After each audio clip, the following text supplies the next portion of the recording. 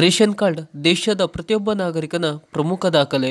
BPL, APL ಹಾಗೂ ಅಂತ್ಯೋದಯ ಈ ಮೂರು ವಿಭಾಗಗಳಲ್ಲಿ ಪಡಿತರ ಕಾರ್ಡ್ ಆಯಾ ಅರ್ಹ ಫಲಾನುಭವಿಗಳಿಗೆ ಕೆಲವು ಪ್ರಮುಖ ದಾಖಲೆ ನೀಡಿ ಅರ್ಜಿ ಸಲ್ಲಿಸುವ ಮೂಲಕ ದೊರೆಯುತ್ತದೆ. ಆಗಾಗ ಸರ್ಕಾರ ಕೂಡ ಈ ಪಡಿತರ ಕಾರ್ಡ್ನಲ್ಲಿ ಹೊಸ ಹೊಸ ನಿಯಮಗಳನ್ನು ಜಾರಿಗೆ ತರುತ್ತದೆ. ಪಡಿತರ ಕಾರ್ಡ್ ಅದರಲ್ಲೂ ಬಿಪಿಎಲ್ ಹಾಗೂ ಅಂತ್ಯೋದಯ ಕಡುಬಡತನ ಹೊಂದಿದವರಿಗೆ ನೀಡಲಾಗುತ್ತಿದ್ದು, ಈ ಕಾರ್ಡ್ ಮೂಲಕ ಅಕ್ಕಿಯನ್ನು ಉಚಿತವಾಗಿ ನೀಡಲಾಗುತ್ತದೆ. ದೇಶದ ಯಾವೊಬ್ಬ ವ್ಯಕ್ತಿಯೂ ಹಸಿವಿನಿಂದ ಇರಬಾರದು ಎಂಬುದು ಇದರ ಉದ್ದೇಶ.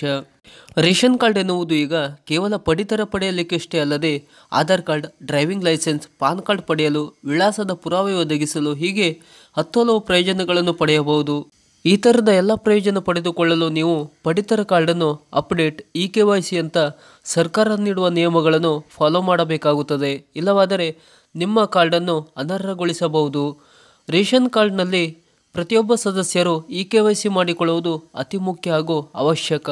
ಈಗಾಗಲೇ ಕೆಲವೊಂದಿಷ್ಟು ಫಲಾನುಭವಿಗಳಿಗೆ ಗ್ಯಾರಂಟಿ ಸರ್ಕಾರದ ಅನ್ನಭಾಗ್ಯ ಯೋಜನೆಯ ಹಣ ಜಮಾವಣೆ ಆಗುತ್ತಿಲ್ಲ. ಇ-KYC ಮಾಡದ ಸದಸ್ಯನ ಅಕ್ಕಿಯೂ ಕೂಡ ನೀಡಲಾಗುವುದಿಲ್ಲ. ಸರ್ಕಾರ ನೀಡಿದ ಗಡುವಿನೊಳಗೆ ಪಡಿತರ ಕಾರ್ಡ್ನಲ್ಲಿರುವ ಪ್ರತಿಯೊಬ್ಬ ಸದಸ್ಯನು ಇ-KYC ಮಾಡಿಕೊಳ್ಳಬೇಕು.